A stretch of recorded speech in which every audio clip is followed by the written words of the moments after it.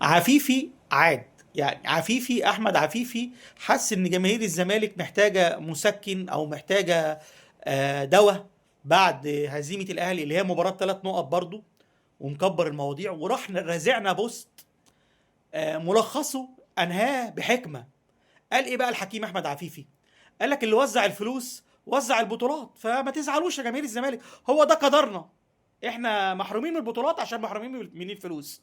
وطبعا ده يعني ادعاء باطل، لان الاداره الناجحه هي اللي بتقدر تجيب فلوس، هي اللي بتقدر تجيب استثمارات، هي اللي بتحسن اداره الاموال اللي بتخش النادي.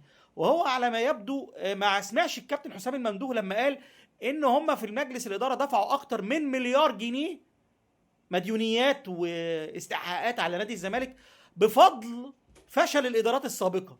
ما بيجيبش سيره الكلام ده، ما يعرفوش. هو شايف الاهلي ناجح، يبقى الاهلي هو اللي بياخد دعم وبياخد فلوس. هو ما بيشوفش ان الاهلي بقى عنده 4 فروع بيدخلوا له مداخيل. ما بيشوفش ان الزمالك عنده ارض من 2002 ومش عارف يبنيها. هو حد قال لك ما تبنيهاش؟ حد ما قال لك ما تعملش بدل الفرع 2 3؟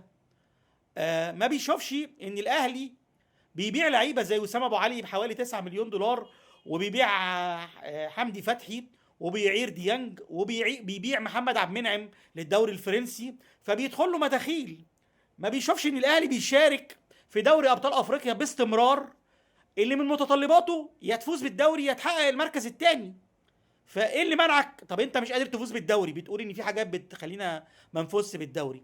طب انت ايه اللي منعك تفوز بالمركز الثاني يا كابتن احمد؟ قول لنا ايه اللي منعك. دوري ابطال افريقيا بيدخلك فلوس، بالتالي كاس العالم للانديه بيدخلك فلوس، بالتالي كاس الانتر كونتيننتال اللي بقت بطوله دلوقتي واعترفوا بيها لما بيراميدز شارك فيها بتدخل فلوس. فهو حسن الاداره، مش اللي وزع الفلوس هو اللي وزع البطولات. اللي وزع الاداره الرشيده والاداره الناجحه وعدم اللعب على مشاعر الجماهير والضحك على الجماهير، هو ده اللي بيخد البطولات يا كابتن احمد. ارجو ان انت يعني تبطلوا تضحكوا على الناس وتقولوا الحق. تقولوا يعني اسمع كلام الكابتن حماده عبد اللطيف وهو بيقول لكم بطلوا مظلوميه.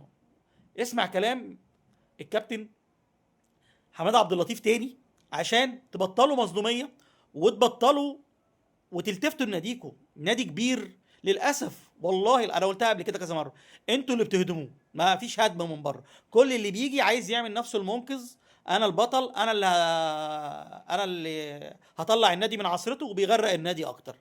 فمش اللي وزع الفلوس هو اللي وزع البطولات يا كابتن احمد، الاداره الناجحه هي اللي بتجيب بطولات، هي اللي بتجيب فلوس.